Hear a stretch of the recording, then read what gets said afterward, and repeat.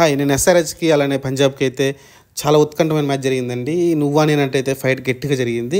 ముందుగా అయితే నితీష్ కుమార్ రెడ్డిని పొగడాలి. మన తెలుగు కుర్రాడు ఫస్ట్ మ్యాచ్, సెకండ్ మ్యాచ్ ఆడుతున్నాడు. ఫస్ట్ మ్యాచ్‌లో ఒక 4, ఒక 6 తోటైతే మంచి ఇన్నింగ్స్ ఆడడం చూసాం. ఆ తర్వాత ఈరోజు అయితే అబ్ది ఆర్డర్ కూడా వచ్చాడు. మంచి ప్రమోషన్ కూడా వచ్చింది.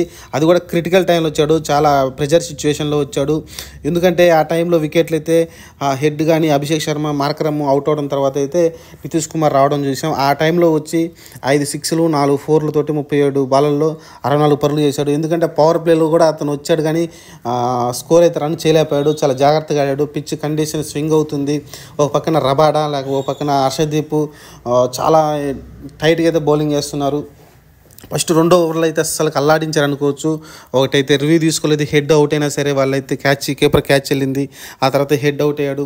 అభిషేక్ శర్మ కొంచెం నిలబడి ఆడే ప్రయత్నం చేశాడు కానీ తర్వాత అతను కూడా త్వరగా అవుట్ అయ్యాడు. ఆ తర్వాత మార్కరం వచ్చి డక్ అవుట్ అయ్యాడు.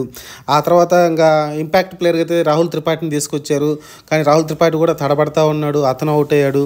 ఆ తర్వాత నితీష్ కుమార్ రెడ్డి ఒక్కడే నిలబడి లాస్ట్ వరకు ఉండి అయితే మ్యాచ్ని అయితే మన చేతుల్లోకి తీసుకొచ్చారు అనుకోవచ్చు. ఎందుకంటే 130, 140, 150 కొడితే గ్రేట్ అనుకున్న టైం సిచ్యువేషన్ నుంచి అతను దాదాపు 182 పరుగుల దాకా వెళ్ళిందంటే అతనే ముఖ్య కారణం అనుకోవచ్చు. ఎందుకంటే మీరు పవర్ ప్లేలో స్కోరే రాలేదు. మీరు చాలా కష్టంగా అయితే స్కోర్ వచ్చింది. పవర్ ప్లేలో 40 వచ్చింది. ఆ తర్వాత కూడా రన్స్ అయితే రాలేదు. చాలా స్లోగా ఆడారు. క్లాసన్ వచ్చాడు కానీ క్లాసన్ నుంచి కూడా పరుగులు అయితే రాలేదు. క్లాసన్ కూడా త్వరగా అవుట్ అయ్యాడు. ఆ తర్వాత మీరు చూస్తే 64కే 100కి 5 వికెట్లు పడ్డాయి. 60కే 4 వికెట్లు పడిపోయినాయి. ఆ తర్వాత మీరు సిచ్యువేషన్ చూస్తే మధ్యలో ఏదైతే ఒక చిన్న ఓవర్ ఉందో 9 ఓవర్ల మధ్యలో కొంచెం మంచి షాట్లు ఆడడం చూసాం. 4, ఒక 6 అయితే నితీష్ కుమార్ కొంచెం స్కోర్ని పెంచే ప్రయత్నం చేశాడు కానీ ఆ తర్వాత మళ్ళీ క్లాసన్ అవుట్ అయ్యేసరికి మళ్ళీ స్కోర్ డౌన్ అయింది.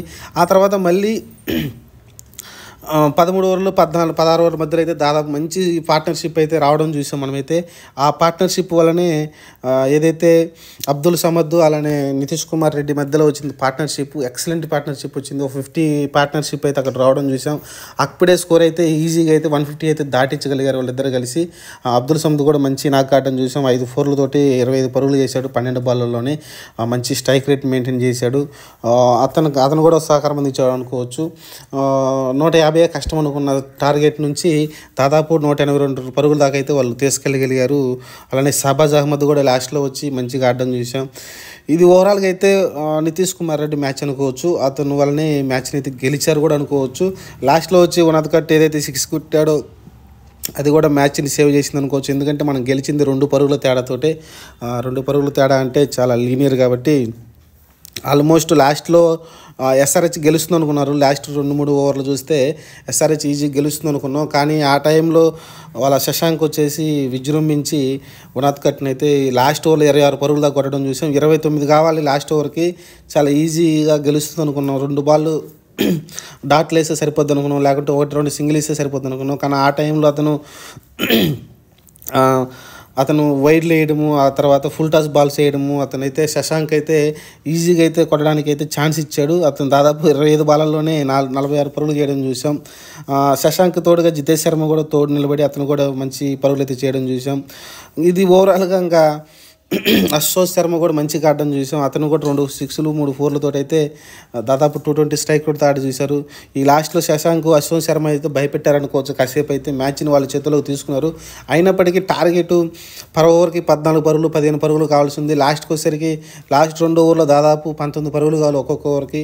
ఆ టైంలో ఏదైతే నటరాజ్ చేశాడో మంచి యార్కర్లతోటి 10 రన్సే ఇచ్చాడు ఆ ఓవర్లో అయితే 19 ఓవర్లో. కానీ 20 ఓవర్లు 29 పరుగులు కావాల్సిన టైంలో ఉనద్కట్ ప్రెజర్కి లోనయ్యి శశాంక్ తోటైతే ఎక్కువ పరుగులు సమర్పించుకున్నాడు. ఆ టైంలో మ్యాచ్ ఆల్మోస్ట్ ఓడిపోయే సిచ్యువేషన్ నుంచి అయితే లాస్ట్లో మళ్ళీ ఒక మంచి ఆ టైంలో కూడా అదే ఓవర్లో కూడా 3 క్యాచ్లు అయితే డ్రాప్ అయినాయి. 2 సిక్స్లు వెళ్ళే కనీసం బాల్ నాపి 1-2 సింగిల్స్ ఇచ్చినా బాగుండేది. కానీ ఆ టైంలో బాల్ నాపపోగా క్యాచ్లు కూడా మిస్ చేసి 6లు అయితే రావడం చూసాం. ఆ టైంలో అయితే ఆ తర్వాత ఈజీ క్యాచ్ని కూడా వదలడం చూసాం.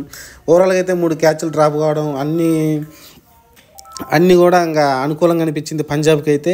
కానీ లాస్ట్లో బాల్ అయితే మంచిగా వేసి టార్గెట్ అయితే లాస్ట్ బాల్ కూడా 6 కొట్టాడు. కానీ అప్పటికే 8 రన్స్ కావాలి కాబట్టి 2 పరుగుల తేడాతో అయితే ఎస్ఆర్హెచ్ గెలిచింది. మంచి ఉత్కటమైన మ్యాచ్. ఈ మ్యాచ్ ఖచ్చితంగా గెలవాలనుకున్నాం ఎస్ఆర్హెచ్, ఎందుకంటే గెలవకపోతే 5 మ్యాచ్లకు 2 మ్యాచ్లు గెలిచినట్టు అవుతుంది కాబట్టి ఇప్పుడు 5 మ్యాచ్లకు 3 మ్యాచ్లు గెలిచారు. టేబుల్ కూడా మంచిగా అయితే రన్ రేట్ ఇంకా రన్ రేట్ అయితే అదే ఉంది, కానీ పెద్ద తేడా ఏం కనిపించదు. 2 పరుగులు ఉంటే పెద్ద తేడా ఏమి ఉండదు కాబట్టి ప్రస్తుతానికైతే టేబుల్ అయితే ముందుకు ఎగబాగలిగారు. ఎందుకంటే మనం ఆల్మోస్ట్ అన్ని మ్యాచ్లు గెలవాల్సింది, 5-5 గెలవాల్సింది. కానీ కొన్ని ప్రెజర్ సిచ్యువేషన్లు అయితే మ్యాచ్లు చేతులు అయితే దాని ద్వారా గెలవలేకపోయాం. ఎందుకంటే కేకేఆర్తో ఆడిన మ్యాచ్లు అయితే ఈజీగా మనం గెలవాల్సింది. లాస్ట్ ఓవర్లో 13 పరుగులు చేయలేక మనం చతికిల పడ్డాం లాస్ట్లో. అలాంటి సిచ్యువేషన్లో అయితే మిగతా మ్యాచ్లు కూడా చూసాం మనం అయితే. ఇది వరుస మ్యాచ్లు అయితే మనం గెలిచిన 2 మ్యాచ్లు, చెన్నై మీద అలానే పంజాబ్ కింగ్స్ మీద. చూద్దాం, ఇలానే ముందుకు కొనసాగాలని కోరుకుందాం. సబ్స్క్రైబ్ చేయండి.